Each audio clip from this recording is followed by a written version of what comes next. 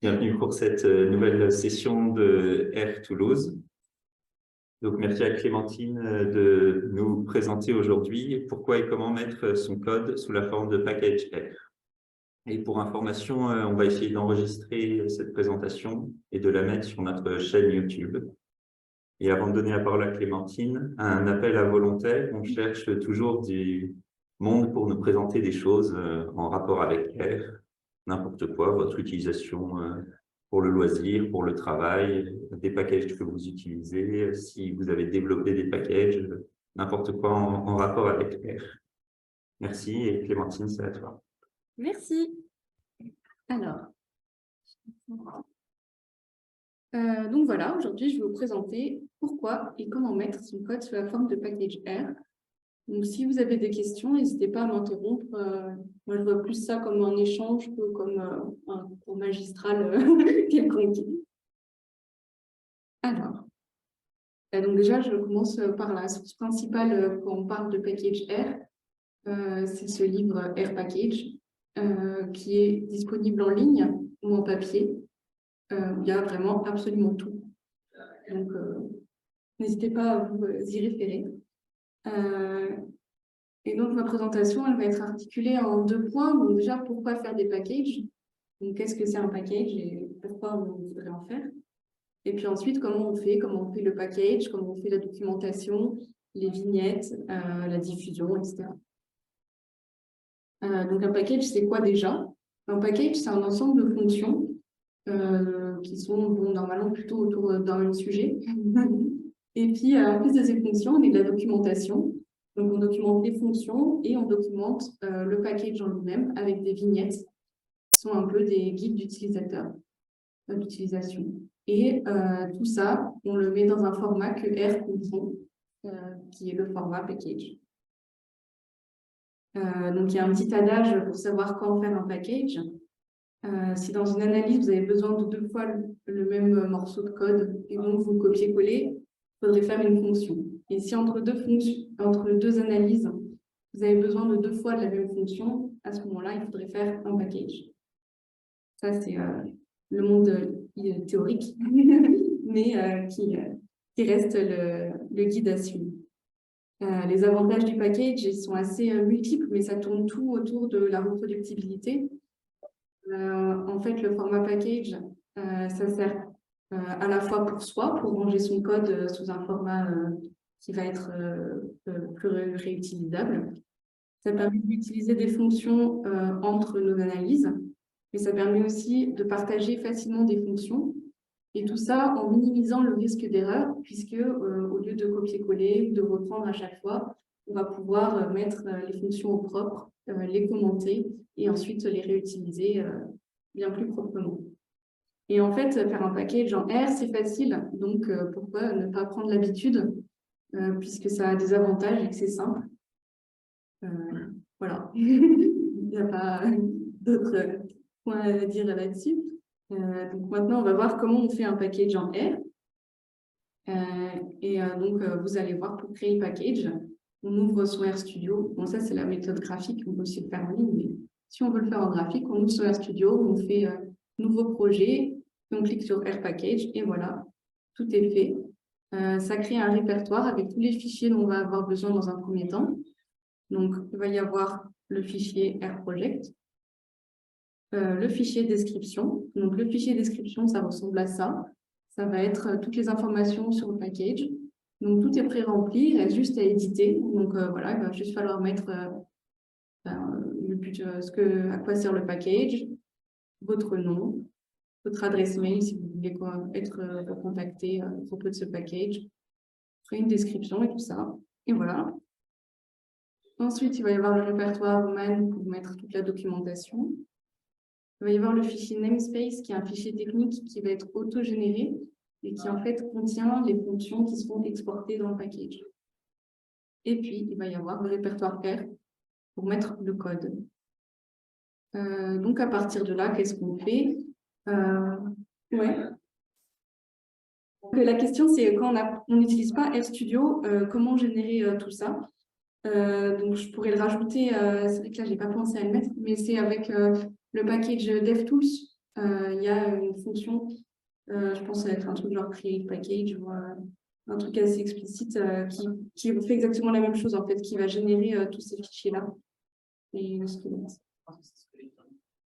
Skeleton, ok, ça doit être Skeleton la fonction. Oui. Dans le package, alors, dans namespace, ça va être les fonctions du package qu'on va exporter. Et dans description, on va mettre les packages dont on a besoin pour notre package. Et ben, voilà. C'est dans cet ordre-là.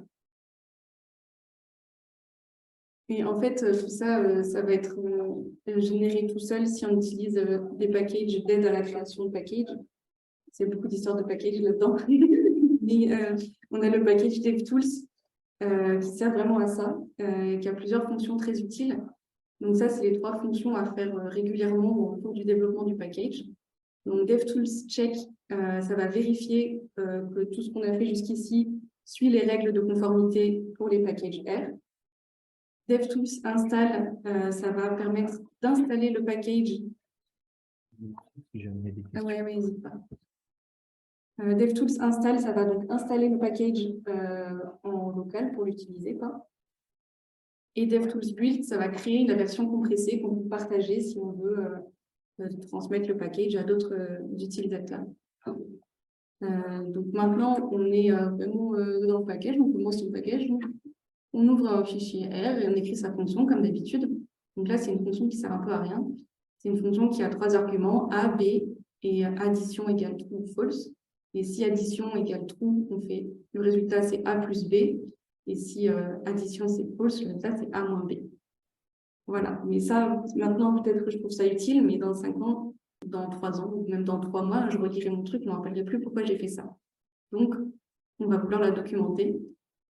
Pour ça, il y a un moyen simple, c'est le package Oxygen 2 qui va s'occuper de générer le squelette de documentation qui va aussi ensuite générer la compilation en Markdown et tout ça.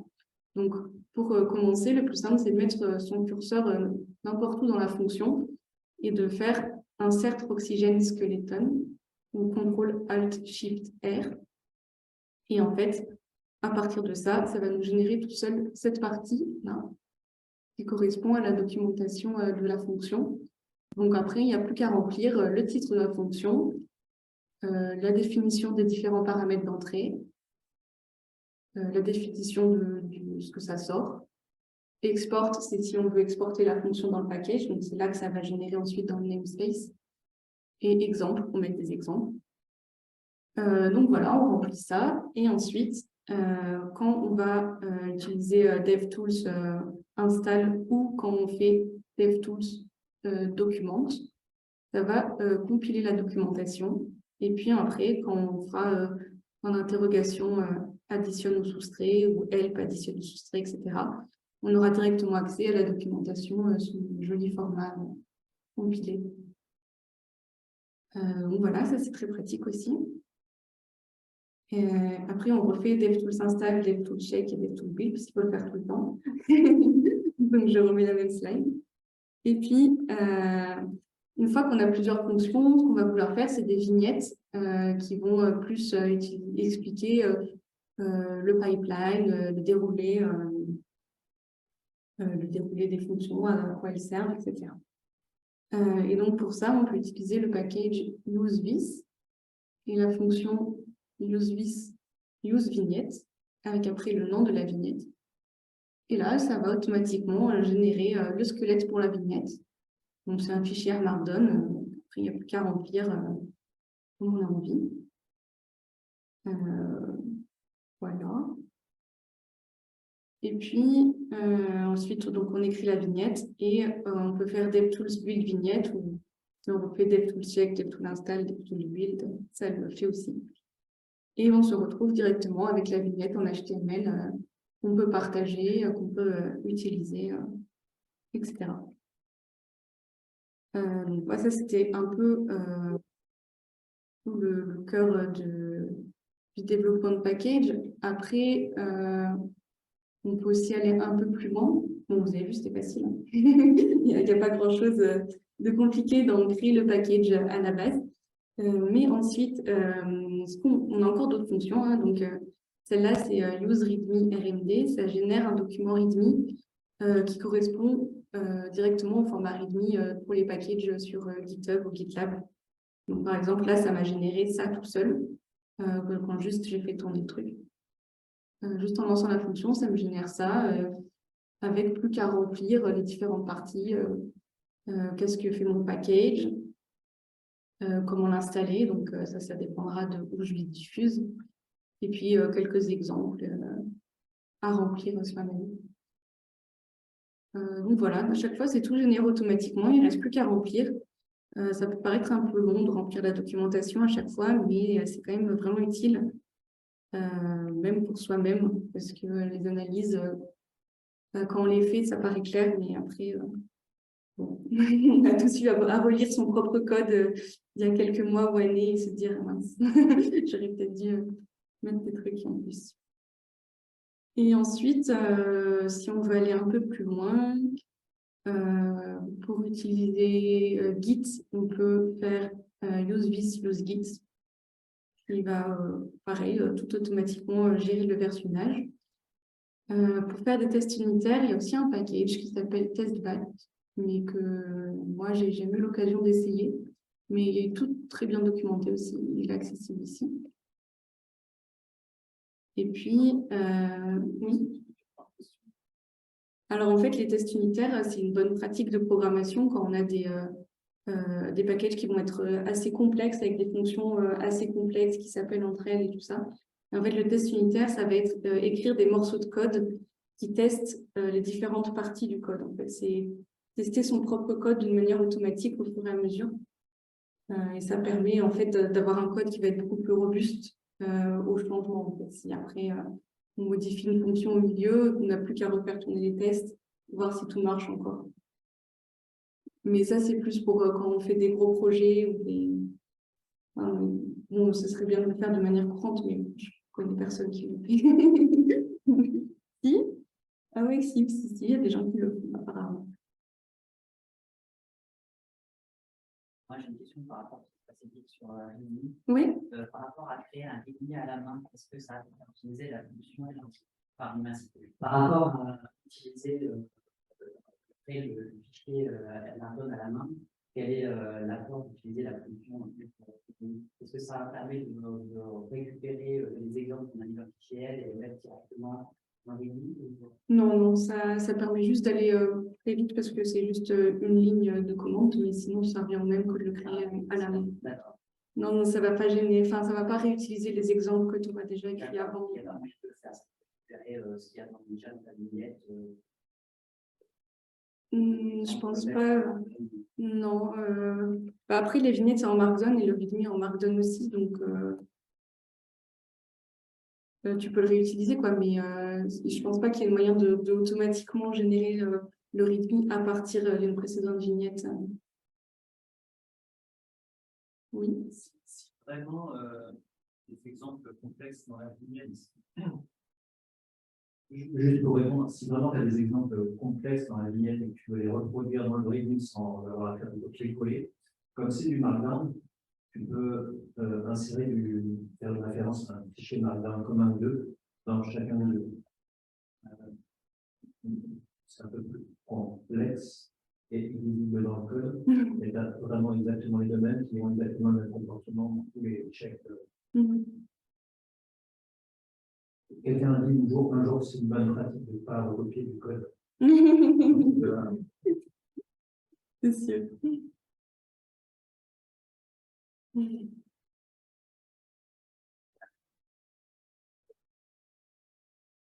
Moi, j'ai une question sur. Bon, une fois on sait ce qu'on va écrire, évidemment, il va y avoir des dépendances. Moi, ce qui me fait peur dans un package, c'est comment je vais gérer. Comment je vais. Enfin, faut que je sache exactement quelle version vont marcher, ou est-ce qu'il y a une manière d'automatiser ça pour être sûr que ça marche chez d'autres utilisateurs. Après, comment on fait pour que le réseau de dépendance se passe au défaut. Alors ça, si tu utilises les commandes DevTools check et DevTools install à chaque étape, normalement, ça prend ça en compte et ça va générer tout seul les recommandations de importe. En fait, ça va t'écrire au fur et à mesure les erreurs et les avertissements, enfin, sous forme d'erreurs et d'avertissements, les fonctions que tu aurais oublié d'importer ou les versions à utiliser pour les packages dont tu dépends ou ce genre de choses. Et après, tu pourras les rentrer dans namespace ou dans namespace ou dans description et les avoir comme ça qui s'installent en même temps ton package. Donc, en fait, pratiquement, je peux un peu loader des librairies et puis écrire des fonctions, et puis après, quand je fais un check, il va me dire tout ce qu'il faut mettre en dépendance, ou il faut déjà un peu essayer d'anticiper les dépendances dans la documentation initiale. Je pense que quand tu développes, tu peux faire comme ça, faire librairie et puis utiliser tes trucs. Et ensuite, quand tu feras check, il va te dire ah non, vous appelez cette. En fait, ça ne va pas marcher en fait. D'accord. Et du coup, tu auras une erreur qui te dira vous appelez cette fonction que vous n'avez pas importée. Et là, tu pourras du coup écrire que tu importes. Un petit peu. C'est mieux si tu anticipes, mais si ça ne marchera pas, et du coup, tu sauras l'erreur sinon. Vous avez d'autres questions? Du coup, pour finir, ah oui, donc le dernier truc, c'est diffuser son package sur le cran. Donc le cran, c'est le répertoire avec tous les packages quand on fait install.package quelque chose, en gros on le pioche sur le cran. Et par contre, pour publier un package sur le cran, il faut qu'il ait aucune erreur quand on fait DevTools check, DevTools install, DevTools build. Et donc ça peut être un peu compliqué en fonction du package. Ça peut être pas mal d'investissement de bien respecter toutes les règles de développement de package. Donc c'est plutôt à réserver aux packages de méthodes ou de choses qui doivent être diffusées plus largement que pour soi-même ou pour ses proches collègues. Mais si vous voulez faire ça, il y a la fonction use release issue qui permet de vérifier que le package coche toutes les cases pour être publié sur Chrome. Voilà, et ça c'est pour un peu... oui. Est-ce que c'est exactement pareil de faire un RCMD check ASCRAM? Oui, je pense que ça correspond... Oui, en fait, je ne suis pas archi sûre. Je ne sais pas si ça inclut... Parce que je ne connaissais pas ce nom-là, justement. Moi, je faisais ASCRAM, et je me demande si les tests sont directement les mêmes. je ne suis pas sûre, il faudrait essayer. Mais bon, en principe, ça doit faire un peu la même chose. Ah oui. Je voulais savoir, est-ce que tu sais comment ça se passe pour déposer sur YouTube? Il y a autant de contraintes, enfin, il y a des contraintes pour déposer sur l'écran? Non, c'est le pire. Moi, j'ai jamais. Donc, la question, c'est est-ce que c'est les mêmes contraintes posées sur bioconducteur que sur CRAN? Moi, j'ai jamais posé sur bioconducteur, mais ouais, ça a la réputation d'être très exigeant. Donc, il y a le CRAN check qui rame beaucoup, mais CRAN accepte des warnings au CRAN check, je crois, le bioconducteur en veut aucun. Et en plus, il y a un job check spécial bioconducteur avec plein d'exigences supplémentaires. Donc, il faut inscrire sur des mailing lists, inscrire sur le site de support, il faut obligatoirement une vignette, il faut que la vignette compile sans erreur, sans warning en moins de 2 minutes, etc., etc. Et compile sur leur système Windows, Mac et Linux. Mais la garantie de ça, sur le conducteur, c'est qu'ils sont hyper rigoureux sur les dépendances. Et donc, la version de bioconducteur en développement check si ton package n'a aucune erreur avec tout le réseau de dépendance. Et s'il y en a, tous les packages qui font des erreurs au bout de 6 mois du cycle de développement, et ben, ils sont retirés, ils sont dépréciés et retirés de bioconducteur. Et du coup, tu as la garantie que tous les packages bioconducteurs d'une version bioconducteur fonctionnent bien entre eux. Ouais, c'est... une garantie côté utilisateur, mais côté développement, c'est sûr que ça rajoute aussi des contraintes. Mais,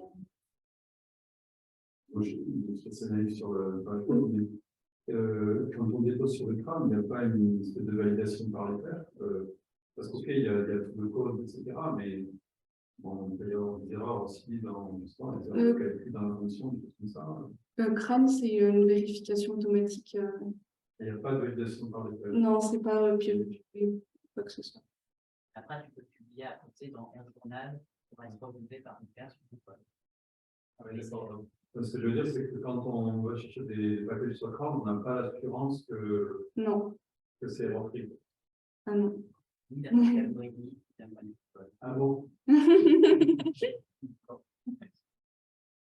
Et il y a un petit reviewing par un pair sur bioconducteur, mais il ne fait pas du code reviewing ou du débugage. Il regarde si le package rentre dans le scope de bioconducteur.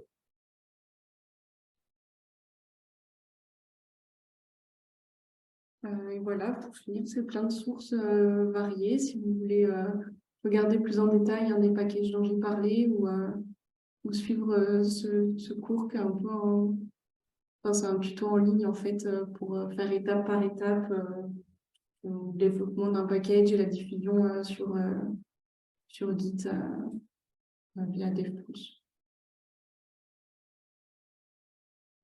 Si dans notre package, on a des jeux de données pour associer les fonctions pour les exemples, comment ça marche?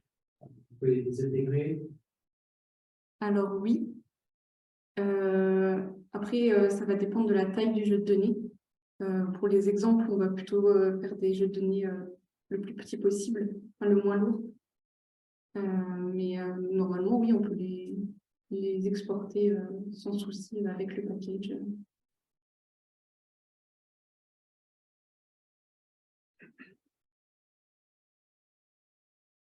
Oui, pour l'informatique, ce que j'ai fait dans le temps, le crâne, tu as une unité que je vais te donner déjà. Donc, après, il faut aussi créer une documentation en RD. Je ne sais pas si Oxygène le fait, parce que je ne sais pas Oxygène, mais tu as aussi une documentation de la même fonction, c'est exactement voilà. Et on a donc justement, par rapport à Oxygène, que moi je n'utilisais pas, j'en ai parlé il n'y a pas longtemps, donc je l'ai utilisé. Du coup, on n'a aucun besoin de toucher en fait les points RD Ouais, c'est ça. Faire au travers, en fait, dans la fonction. Ouais. Ouais, c'est ça. En fait, ce qu'il utilise Oxygène, c'est. Ouais.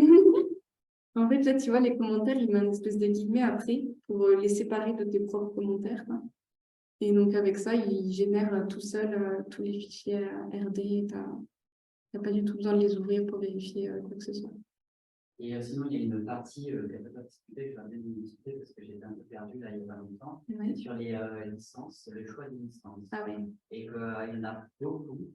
Et que moi, personnellement, je ne savais vraiment pas du tout quelle licence pour les lire. Et je me demandais si vous pouvez nous parler un peu des choix existants. Voilà. Moi, je ne sais pas, mais je ne sais pas si quelqu'un dans la salle est qualifié en choix de licence pour exporter. Je vais parcourir les paquets, je vais la plupart des GPL, supérieur égal à 3, je ne sais même pas ce que ça voulait dire, supérieur égal à 3. Supérieur ou égal à 3, c'est assez facile. Les licences ont des numéros de version en quelque sorte. Et donc, ouais, supérieur à 3, c'est au moins un GPL 3. Il y a deux grands types de licences libres. Je ne sais plus les termes, mais GPL, c'est un code qui modifie un petit peu ton code, doit être sous la même licence GPL. Donc, ça embête pas mal le secteur privé. Il a peur de contaminer ses outils via la licence GPL. Et puis, tu as les licences plus souples, où l'outil qui réutilise son code n'est pas forcément sous la même licence. Et donc là, c'est MIT, c'est Artistic, c'est certaines Creative Commons. Il y en a une autre. à MIT, quelqu'un qui utilise ton code doit forcément te citer ou Oui. Oui. Et puis après, tu as le public domaine, là, le CC0, où là, il y a même plus cette obligation. Hein. Je pense que tu as la propriété intellectuelle par défaut en France. Même si je ne mets pas ta licence, il est obligé de reprendre. Et si tu n'as pas de licence, c'est interdit, ouais, toute réutilisation sans pour autorisation. Ouais. Mais je pense que tu ne passes pas le check. Ah, oui. Voilà. Oui, si tu n'as pas de licence, tu interdis CRAN d'utiliser son package. Attends, tu l'autorises CRAN, mais...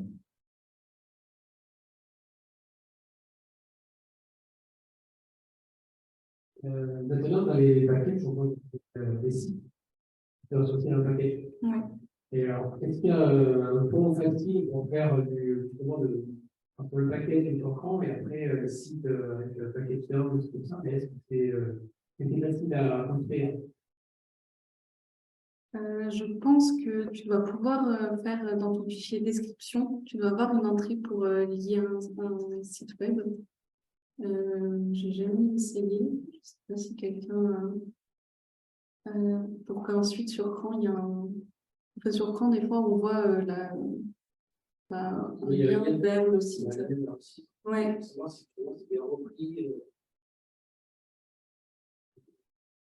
Fonction comme le site où permet de pouvoir récupérer sur un programme, de créer une architecture.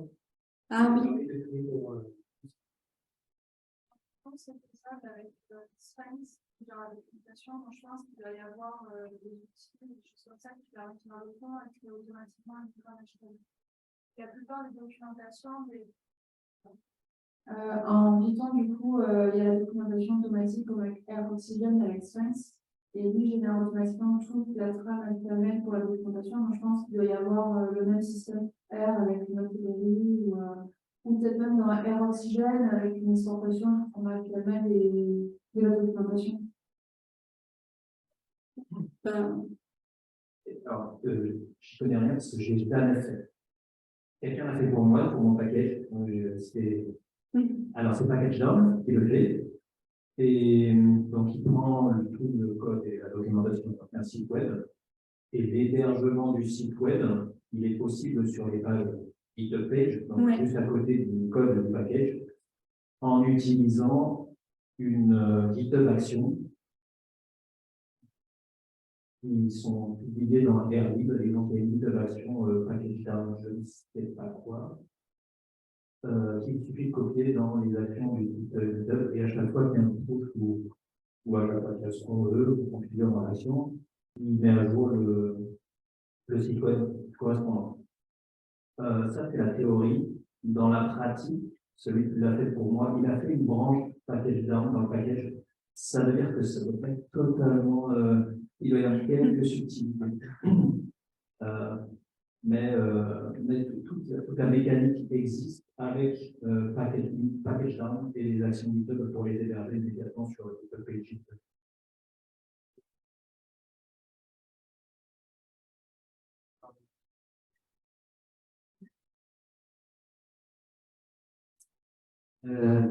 Pour le namespace, tu as dit qu'il était auto-généré, et ça, je ne savais pas qu'on pouvait l'auto-générer. Moi, pareil, je fais complètement à la main. Et tu n'as pas dit comment tu l'auto-générais en fait. Oxygène. Il y a quand même des choses tu peux importer, exporter, à quel endroit en fait tu dis. C'est Oxygène encore qui le fait. Mais quelle est la commande, enfin, comment tu lui dis quel contenu tu peux importer, exporter, quels sont les packages que tu peux importer? Je sais. Ça m'intéresse de savoir comment tu l'auto-génères. Ouais.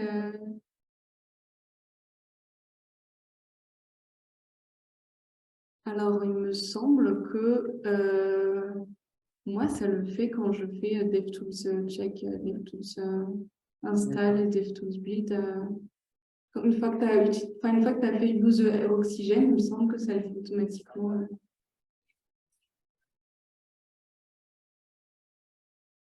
Oxygène 2 le fait tout seul du moment que tu n'as jamais édité ton namespace.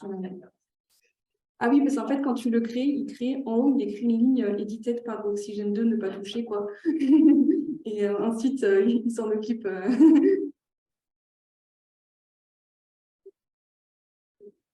Petite question naïve. Est-ce que lorsqu'on juge le package, tu vas tester les différentes versions de R et dire ben voilà, ça ne marchera pas avec la nouvelle version de R qui sort ou Non, pas du tout. Ok. il va faire la version de R que tu utilises. Ça aussi, c'est une... Ça aussi, c'est une GitHub Action qui, dans le repo RI de GitHub Action, s'appelle R colon check. Il fait une matrice de versions et de machines, de versions de R et de machines, sur lesquelles il va exécuter autant de points package. Et GitHub, le site permet d'exécuter 2000 runs de machines, donc c'est des machines sans OS, des machines avec des OS super chères. Donc on peut faire cette exécution multi-version, multi-machine à chaque fois qu'on fait un computer. Et une fois de plus, c'est GitHub Action, c'est un domaine mérite entière présentation.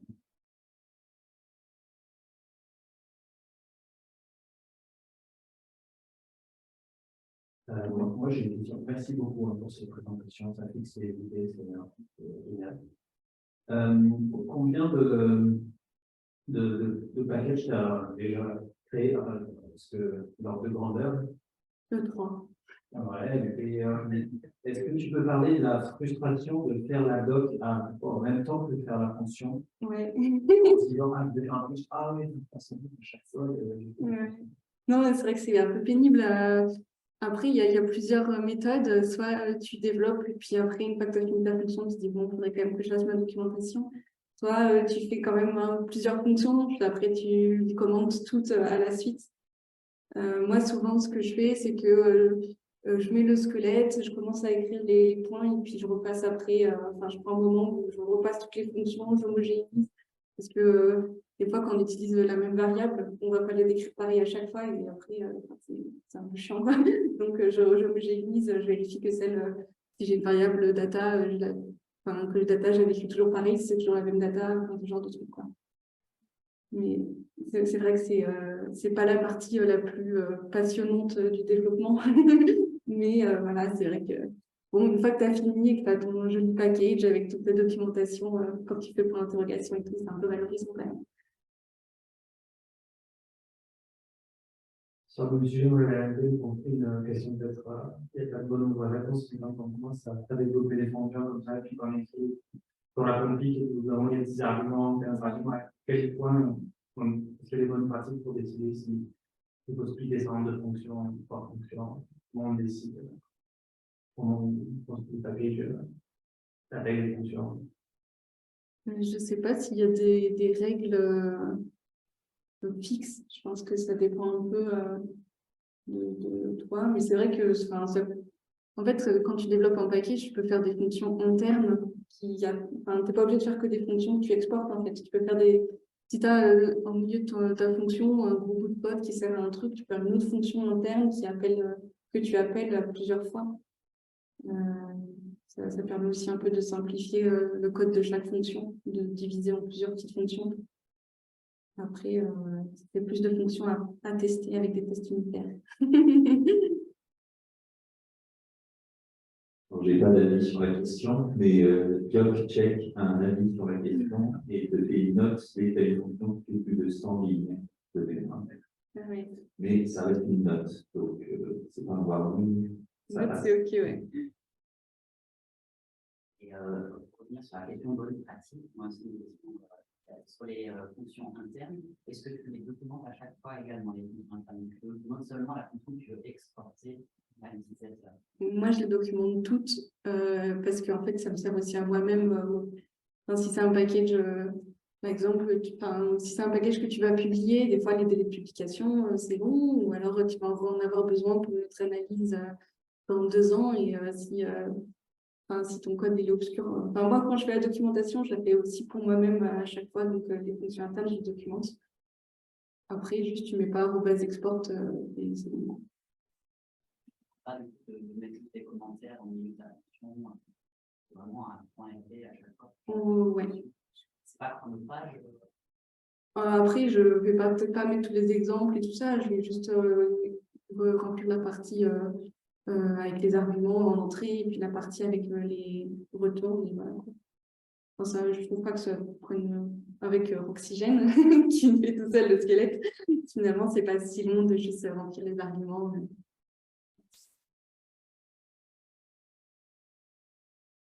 Pas une question, mais juste un point à Godwin dans la présentation pour ouvrir la discussion pour après. Il y a un package qui s'appelle Chat Tools qui appelle ChatGPT pour documenter entièrement la fonction en air oxygène.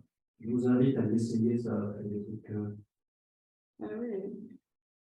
pas banals. Mais c'est parfait du point de vue de la syntaxe errative.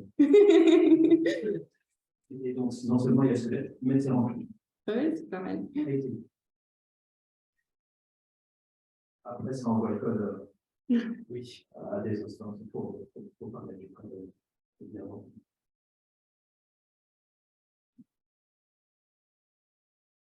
Merci Clémentine. Bah, Et merci puis, à vous. on est en courant par la mailing list et le site web pour la prochaine rencontre.